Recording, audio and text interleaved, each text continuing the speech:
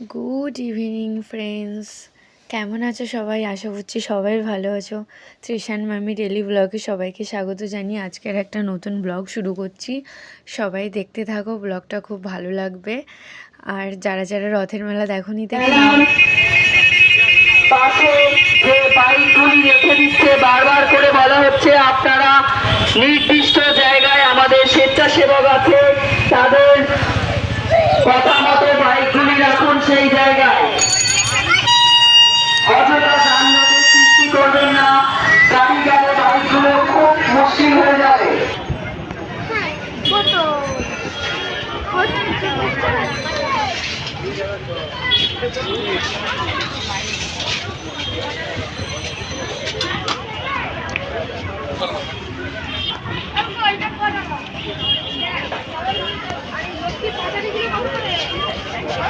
আদর্শটা কি কেন্দ্র রয়েছে?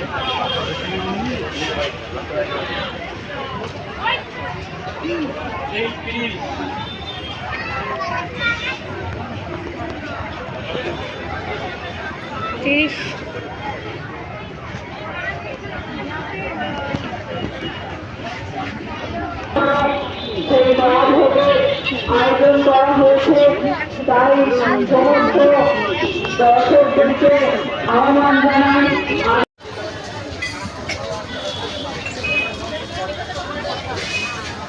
এই আমার দেখো বাংলা পুরো লাগবে।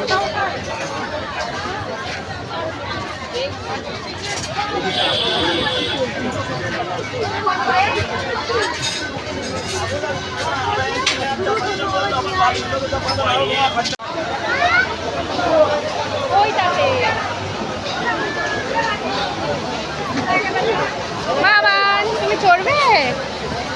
চলো।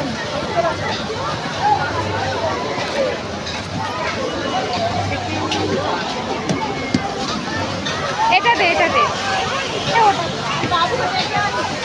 এইবার বাবানের প্রথম রথের মেলা, বাবান প্রথম এবার রথ দেখতে এলো। দেখো, তো ওকে এই যে বাচ্চাদের এই খেলনা গাড়িতে বসিয়ে দিয়েছি। তো আমি প্রথমে ভাবছিলাম ও উঠবে না, কিন্তু ও উঠে আমাদেরকে টাটা করছে। আমার খুব ভয় লাগছিল যে পড়ে যায় কিনা, কিন্তু না, ও খুব ভালোভাবে চড়ছিল জিনিসটা। আমার খুব ভালো লাগছিল। তো আগেরবার বাবান হয়েছিল, মানে ওর তখন 3-4 মাস হবে হয়তো। তো তখন তো এত ছোট ছিল, রথের মেলা ঘোরা হয়নি।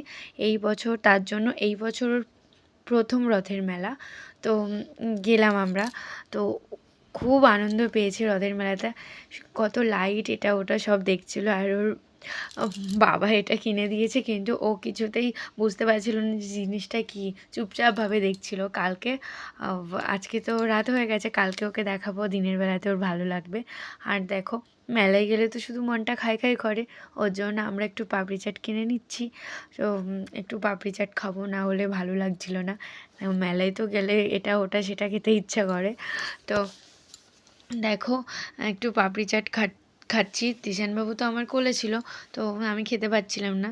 তার জন্য তৃষানের পাপা আমাকে খাইয়ে দিচ্ছিল, আর ওকেও একটা পাপড়ি চাট দেওয়া হয়েছিল, ও সেটাকে খাচ্ছিল। তো আমরা তিনজনে মিলেই খেলাম। তো আরও অনেক কিছু খেয়েছিলাম, কিন্তু সবটা আমি ভিডিও করতে পারিনি তৃষানবাবুকে নিয়ে। তো জানোই তো, রথের মেলা মানে জিলেবি আর পাঁপড়। তো এই দুটো তো খেতেই হবে, আর খেয়েওছি আমরা। তো এখন একটু ঘুগনি খেয়ে নিচ্ছি। তো ভিডিওটা এখানে শেষ করছি, টাটা।